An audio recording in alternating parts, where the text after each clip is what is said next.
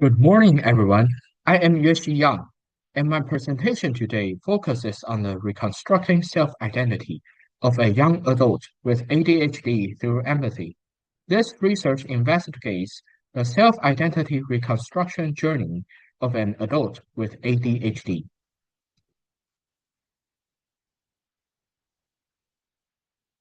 The core of this work is answering the question, how does empathetic interaction impact self-identity for a young adult with ADHD? This is important because students with ADHD often face significant stigma and miscommunication in school. Our research looks at the language used, whether it reinforces stigma or breaks it down. We aim to fill the gap by offering a communication-based model for educators. We have two main research questions. First, research question one explores how we can adapt clinical frameworks, ECCS and SPICE, to create a formal communication-based model for educators supporting students with ADHD. Second, research question two looks at the direct association between empathetic communication and the development of a positive self-identity, and how this can enhance communication for all neurodiverse learners.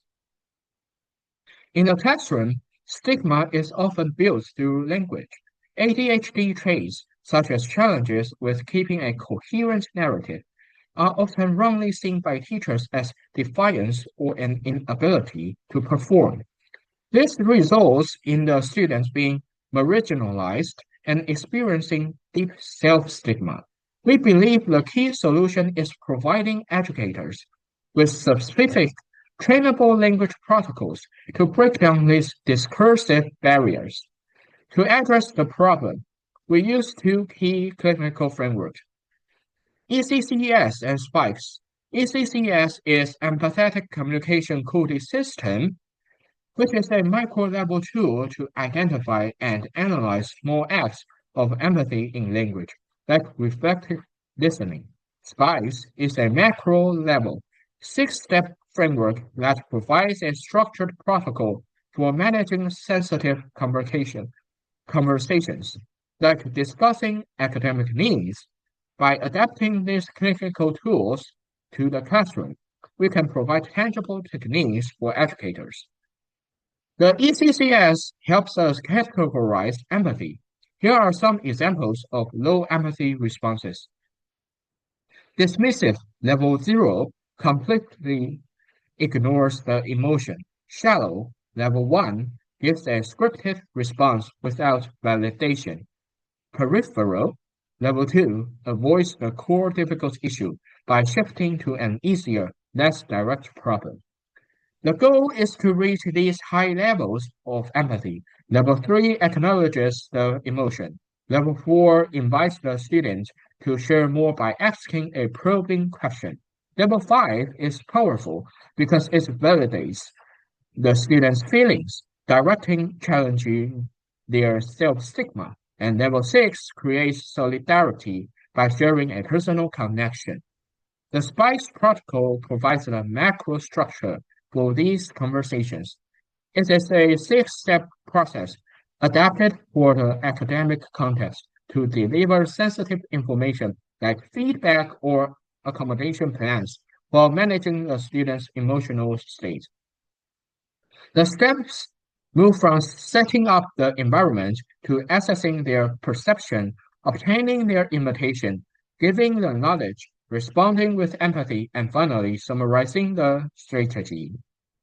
Let's apply the first three steps of SPICE to a conversation about a student struggling with assignments. First, setting the conversation. Arrange a quiet, private space. Second, perception. Ask the student for their view on the challenge first. Third, invitation. Ask the students if they are ready to hear the suggestions, giving them control over the conversation's flow. The final steps are K, E, and S. For knowledge, deliver a clear plan. In this case, switching from quizzes to essays. For empathy, level 5, validation is the key. When students show emotion, normalize their feeling to reduce self-stigma. Finally, Summary confirms the plan and ensures the students understands the clear next steps. The methodology used was a qualitative single case study. Our participant, Y, is a young adult with ADHD in Taiwan whose story we analyzed. We conducted an in-depth qualitative interview and used thematic analysis to focus on the linguistic evidence. Our goal was to understand how empathetic communication helped her move past self-stigma and build a positive identity. We found that empathy often appeared informally. For why, accommodations like extra time for tests from teachers and professors were not seen as a handout, but as a real act of validation. It sends the message your struggle is seen and recognized. This directly helped her stop seeing herself as deficient and start seeing herself as an individual whose needs were being met. We we also saw that Y had her own strategies.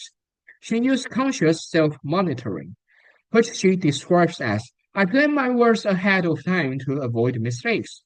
This shows a high degree of linguistic planning to manage her ADHD in conversations. The conscious effort provides that structured conversations or scaffolding are necessary to support students when the discourse is less planned. Our findings also shows that ECCS and spikes are directly applicable. Informal reflective listening validates wise feelings, showing ECCS in action, and the implicit structure of the helpful conversations created a safe space, reducing her anxiety. Showing the spikes in practice, we conclude that these frameworks can move beyond the clinic and be directly implemented in educational settings. In our discussion, we argue that empathy should not be treated as a spontaneous feeling, but as a trainable pedagogical protocol made up of concrete language behaviors. By formally adopting ECCS and SPICES, we standardize support. ECCS gives the micro tools, what to say, and SPICES gives the macro structure, how to organize the conversation. This gives educators a reliable system to support neurodiverse students. This research suggests a new paradigm. We shift away from the deficit model, which tries to fix ADHD, and focus on empowering the students through communication.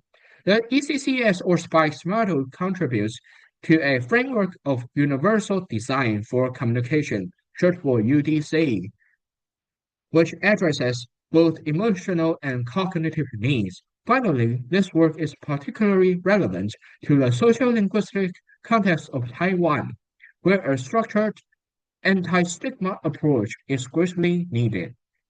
To conclude, we have shown that empathy, when put into action through the linguistic actions defined by ECCS and SPICE, is incredibly effective in helping students with ADHD reconstruct their identity and reduce self-stigma.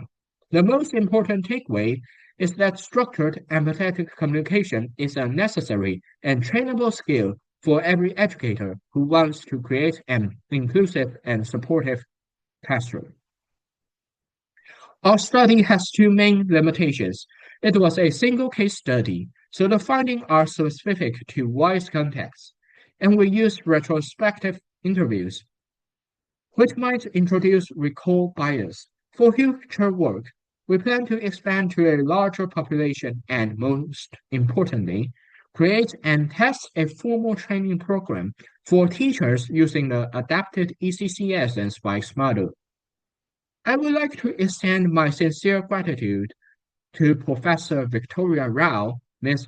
Neil Yasmin Avinante, and the conference attendees, and the three anonymous reviewers for their extremely insightful feedback on this work. I also want to note that this paper was presented at the FLC Free Linguistic Conference 2025 in the University of Santo Tomas, Manila, the Philippines. Thank you.